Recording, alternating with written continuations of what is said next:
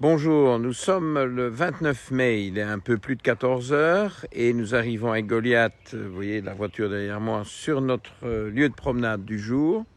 Et c'est évidemment l'occasion de vous shooter l'opus 3 de ma petite saga sur le SIBO et autres acronymes de pathologie digestive.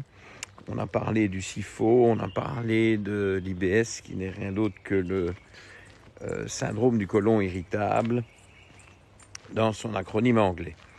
Et alors j'enchaîne sur la vidéo précédente où, par manque de temps, j'avais fini un peu court pour vous faire le tour des génotypes intéressants. Je me souviens évidemment avoir mis l'accent, je le fais régulièrement, sur le génotype ApoE qui me paraît très important, au sujet duquel j'entends des critiques comme quoi il n'y a pas de preuves scientifiques. Je suis désolé, il y a énormément de preuves scientifiques qui montrent que dans l'ApoE4, il faut se méfier énormément du cholestérol et des graisses saturées. Donc ce ne sont pas des patients, des ApoE4, à qui on peut recommander des diètes hautes en graisses et pauvres en hydrates de carbone, en féculents, alors que, et là il y a de plus en plus de preuves scientifiques, il y a un consensus international énorme qui monte à, je dirais, à vue d'œil, si on peut dire ça, au sujet de l'intérêt d'augmenter les graisses et de diminuer les féculents, notamment pour perdre du poids, ce qui est quand même un problème gigantesque à l'échelle internationale. Mais aussi, si vous voulez, c'est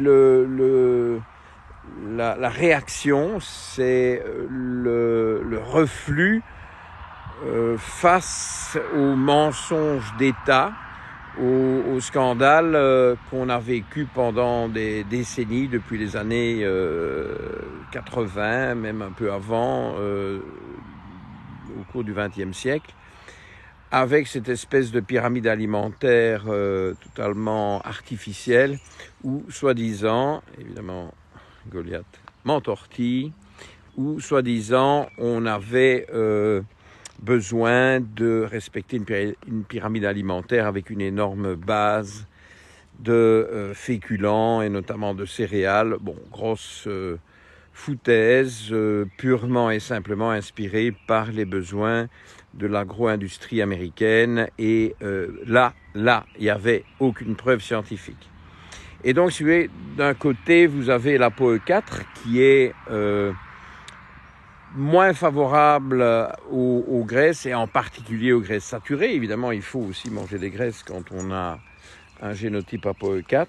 Et puis de l'autre côté, vous avez E3 et E2 où là, les graisses sont beaucoup plus intéressantes et nous en faisons la promotion. Alors, il y a une différence entre E3 et E2. Bon, ce n'est pas le propos aujourd'hui, mais si vous voulez, les E2 sont à l'autre extrême d'une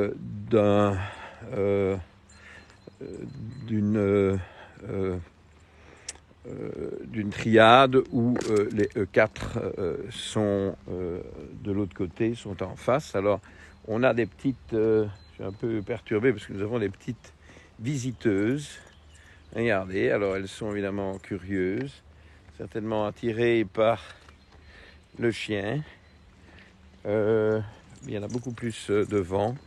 Et heureusement, j'ai Goliath en laisse parce que sinon, il est du style à aller s'immiscer dans tout ça et à faire son métier ancestral qui était, comme pour tous les Lhasa Apso, une race qui remonte à des siècles et des siècles, aux années 1200. Ses ancêtres étaient gardiens de yak, vous voyez. Et alors, nos vaches, qui sont un peu moins impressionnantes que des yaks, serait certainement une belle tentation pour lui d'aller un peu les dresser et les encadrer, ce qu'il a déjà fait dans son jeune temps. Bon, et ben voilà, on a la compagnie, vous les entendrez certainement. Donc je reviens à mon propos. ApoE est un génotype fondamental, je persiste et je signe, malgré ce que certains peuvent en dire.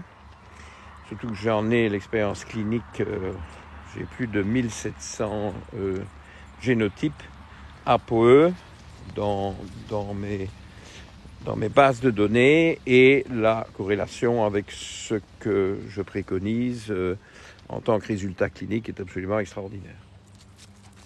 Alors, après l'ApoE, je ne sais plus si je l'ai mentionné la semaine dernière, je vous le rappelle, il y a quand même le génotype LCT qui est un moyen très facile de s'assurer qu'on est tolérant ou pas au lactose. Voilà, LCT, bon, c'est quand même un budget très raisonnable, une 50aine d'euros, c'est facile, il faut quelques gouttes de sang, et on peut même le faire si vous voulez avec de la salive, c'est également possible, et donc vous avez le résultat une fois pour toutes, parce que les tests d'haleine pour le lactose sont quand même grevés de certains faux positifs et négatifs, ce qui n'existe pas avec le test génomique. Et puis bon, c'est moins envahissant, ça ne demande pas du matériel, ça ne demande pas une visite à l'hôpital, et je pense que c'est moins coûteux, peut-être pas pour le patient s'il y a des remboursements, mais certainement pour la société. Donc, deuxième LCT après ApoE. Et puis alors évidemment le troisième, et ça je suis certain que je vous en ai pas parlé la semaine dernière, je veux rattraper cet oubli, c'est le génotype FUT2, FUT2, fucosyltransférase 2, parce que s'il est homozygote variant, donc si vous avez deux mauvaises copies, vous n'avez pas la capacité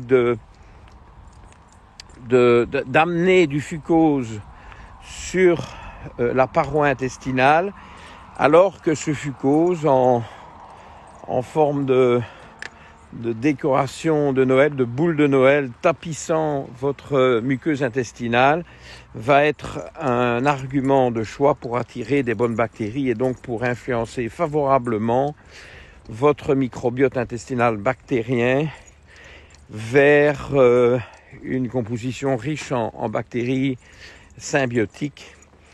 Et donc le gène est défectueux quand il est variant du côté des deux parents, et donc le gène ne fonctionne pas. Alors regardez, je vous ai quand même encore amené dans un bel endroit. Vous voyez ça? Toujours ces vallées avec tous les différents types de verres. Et aujourd'hui, bon, il commence à faire un peu meilleur. Je n'ai plus mes écharpes, etc. Bon, pas de bonnette, mais une bonnette anti-vent quand même, parce que vous entendez quand même probablement encore un peu de vent qui passe par les interstices entre les fibres protectrices pour éviter trop d'interférences de ce vent qui est soutenu. Mais bon, je crois qu'on va aller dans une zone beaucoup plus abritée. C'est d'ailleurs aussi pour ça que je suis venu ici aujourd'hui. En plus du fait que c'est vraiment... Bon, regardez, on ne va pas se plaindre. Vous voyez, c'est quand même... bon, toujours votre petite touche d'éducation et de sciences de la santé, mais également un peu de relaxation avant le week-end. Goliath, est-ce qu'on peut progresser? Allez, viens. Non, pas par là. Non. Allez, va vite. Bon. FUT2. Donc, il faut absolument faire le FUT2 dans les cas intestinaux compliqués, puisqu'on est parti du raisonnement selon lequel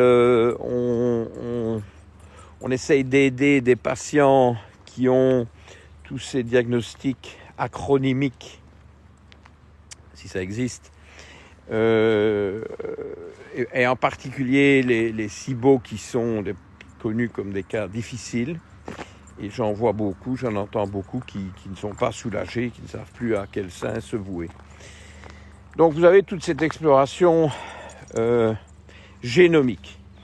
Dans la capsule précédente, je vous ai aussi parlé de toute une série de tests sanguins plus classiques.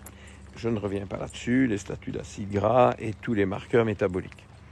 Alors, ici, je viens avec quelque chose de beaucoup moins connu, qui me paraît très intéressant pour tout de suite évoluer et confirmer le fait qu'il y a une dysbiose, notamment ici on est dans la dysbiose bactérienne et en particulier avec des bactéries gram-négatives qui sont souvent très agressives. On est beaucoup plus facilement pathogène dans le gram-négatif que dans le gram-positif.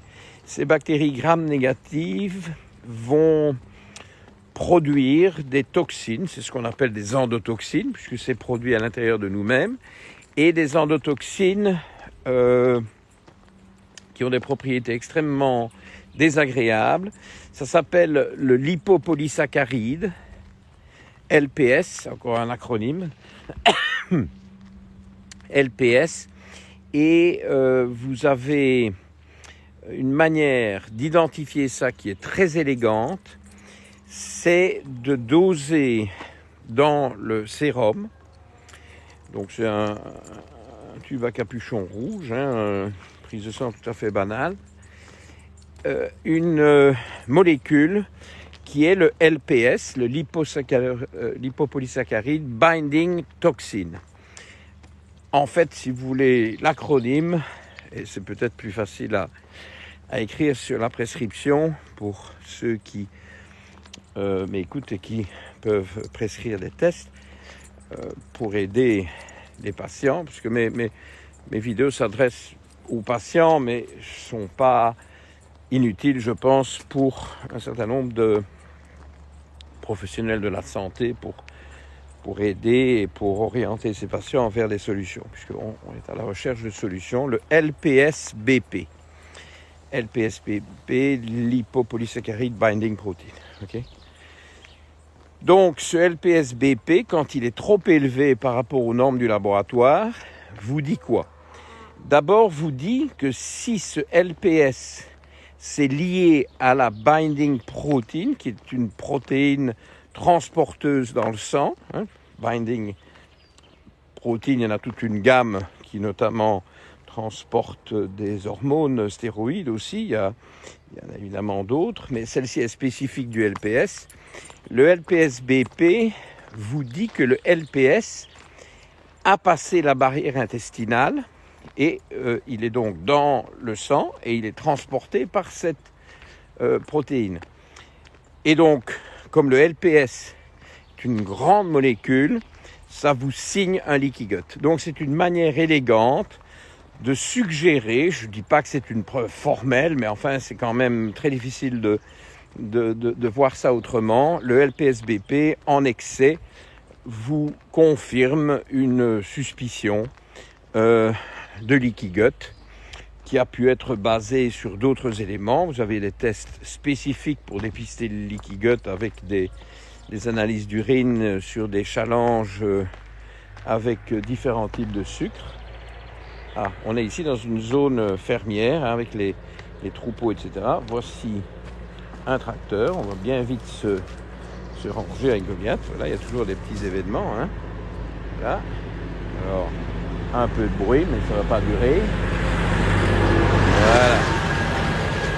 Eh bien, bon, on reprend. Et donc, ce LPS-BP est un moyen de vérifier l'existence d'un leaky gut que vous avez pu éventuellement déterminer par un test spécifique. Mais est-ce qu'il y a besoin de passer par ce test qui est quand même un peu plus lourd à mettre en œuvre qu'une simple petite prise de sang? Peut-être pas. Moi, en tout cas, je le fais de moins en moins. Je dose le LPS-BP. Et puis, il y a quand même un autre moyen indirect aussi, mais tout à fait efficace, de supposer, de suspecter un leaky gut. C'est quand vous commencez à avoir des anticorps IgM contre toute une batterie d'aliments.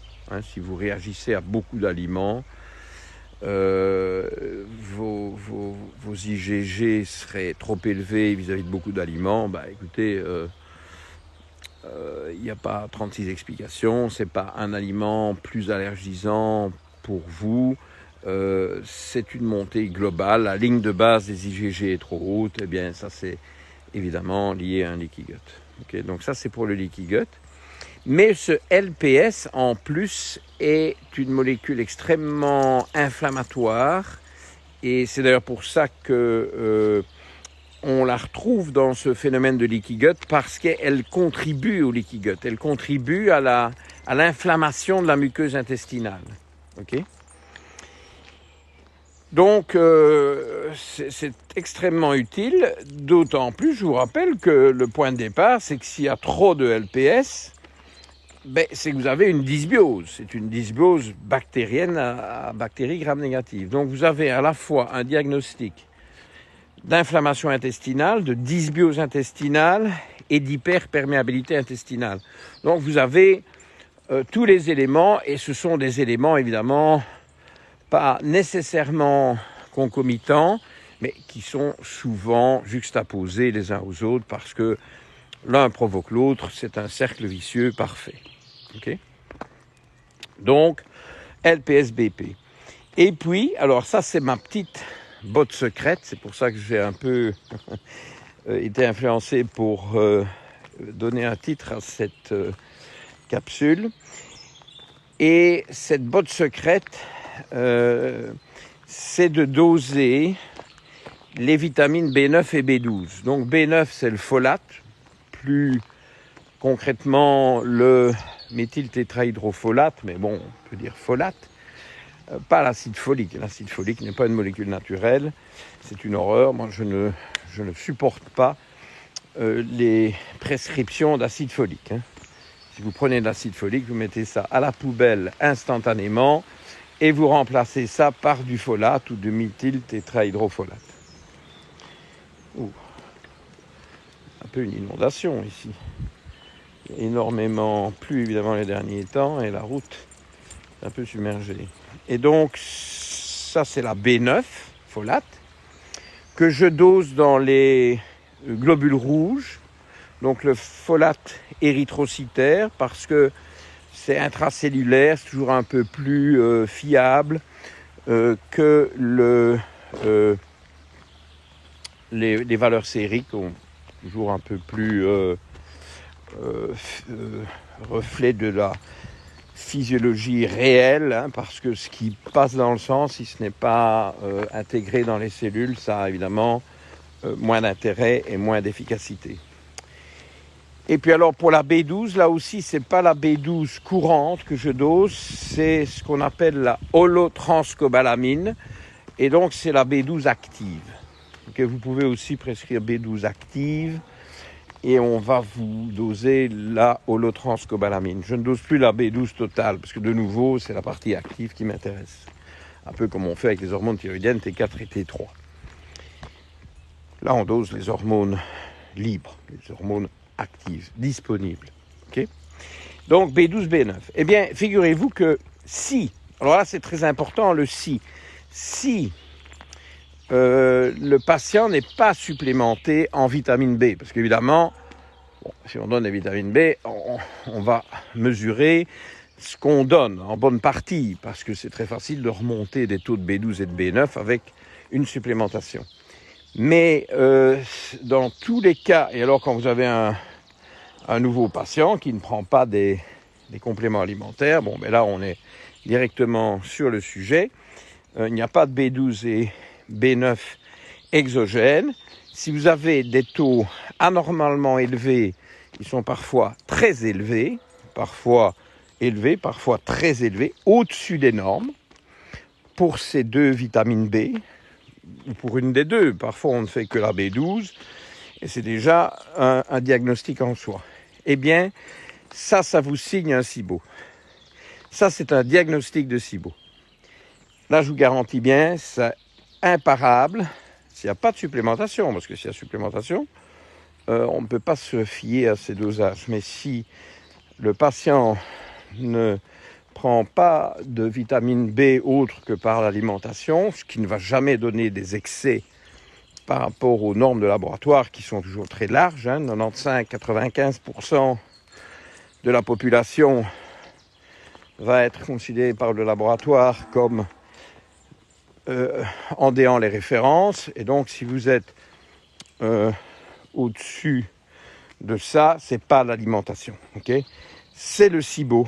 Pourquoi? Parce que en cas de SIBO, vous avez toutes ces bactéries du côlon. Donc là, on est bien dans bactérien. On est dans SIBO avec B, pas SIFO. Donc, les bactéries du côlon ont proliféré, ont pullulé et sont remontées dans le grêle. Et c'est ça qui fait toute la différence pour les vitamines B9 et B12. Les bactéries intestinales, coliques du côlon, produisent beaucoup de B9 et B12. Elles ont cette capacité, alors que ce sont des molécules complexes. La B12 est une molécule extrêmement complexe. Je vois que les fermiers sont en train de refaire leur clôture. Et donc, il y a un peu de trafic. Je vais dire bonjour en luxembourgeois. Il va se demander ce que je fabrique avec mes appareils, mais c'est pas grave. Moyenne. Et donc, B12 et B9 sont largement produites dans l'intestin, dans le côlon, dans le gros intestin, mais il y a 1000 fois moins de bactéries dans l'intestin grêle, et donc là il n'y a pas cette production de B12 et B9. Mais, et c'est ça qui est tout à fait fondamental, B12 et B9 sont absorbés par l'intestin grêle. Donc, si c'est là que ces vitamines B sont relâchées par cette prolifération bactérienne, eh bien, évidemment, vous avez une absorption massive et vous avez une augmentation des taux sanguins et vous avez des excès qui ne s'expliquent que par un SIBO. Voilà, alors j'en profite pour vous montrer Goliath, parce que le temps passe. Et comme ça, on gagne un peu du temps sur la partie animalière. La partie nature, je crois que vous en avez une bonne exposition aujourd'hui. Mais animalière, il y a les vaches, donc il y en a aussi. Et donc voilà, B12, B9, si possible, mais c'est pas uniquement. Si vous faites des dosages B12, B9 classiques, c'est-à-dire purement sériques sans les sophistications que je vous ai recommandées, ça va le faire aussi. Ok. Donc voilà des outils diagnostiques. Et puis évidemment, il y en a un que j'utilise énormément quand je veux commencer à travailler plus en finition et à donner des traitements de nettoyage intestinal, notamment des traitements sur prescription, les traitements médicamenteux, choisir un antifongique, choisir un antibactérien, savoir si je vais donner les deux, ce qui est souvent le cas mais pas toujours, savoir aussi quel type d'antifongique est antibactérien, donc là il y a des subtilités. Il faudra que je vous fasse quand même un jour une capsule complète sur ces dosages de métabolites organiques urinaires. Aux États-Unis, ils parlent plutôt de urinary organic acids. Mais bon, il n'y a pas que des acides. Donc moi, quand j'ai développé ce genre de test pour l'Europe, il y a une vingtaine d'années, j'ai décidé d'appeler ça des métabolites organiques urinaires. Alors les esprits chagrins ont dit que c'était le kit MOU, M-O-U, métabolites organiques urinaires, parce que mon nom commençait par ces trois lettres. Eh bien, figurez-vous que ça n'a rien à voir. Et figurez-vous que je ne touche pas de royalties. J'aurais, je pense, dû un peu peut-être y penser. Je ne pensais pas que ça aurait une telle longévité, un tel succès. Donc c'est une analyse d'urine, typiquement qu'on fait en première urine du matin, comme ça une espèce de moyenne des urines de la nuit. Mais bon, si vous allez uriner pendant la nuit, voilà, vous savez, quand la première urine du matin n'est pas disponible, moi je fais des kits mous aussi sur un échantillon aléatoire d'urine. Donc il faut, je sais pas, 100-150 millilitres. Il y a des petits flacons ad hoc avec un petit produit antimicrobien pour que ce que vous dosiez soit effectivement ce qui se passe dans les voies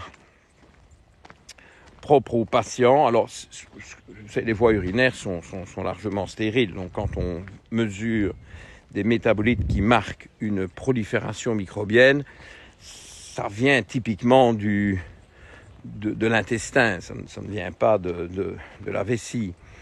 Mais ce qu'on veut mesurer, c'est le patient et pas ce qui pourrait éventuellement continuer à proliférer dans le petit pot, surtout s'il traîne en chemin, exposé à la chaleur, au soleil, sur la plage arrière de votre véhicule en plein soleil d'été. Bon, on n'a pas envie de voir tout ça. Et donc, il y a un antimicrobien en petits cristaux dans le fond du pot. Et donc ça va nous mettre tout de suite sur la piste de est-ce que c'est fongique, est-ce que c'est bactérien, est-ce que c'est les deux. Ça ne nous dira évidemment pas si c'est dans le grêle ou dans le côlon. Vous connaissez maintenant, de par la vidéo précédente, mon point de vue. Bon, si c'est dans le grêle, c'est probablement aussi dans le côlon. Hein.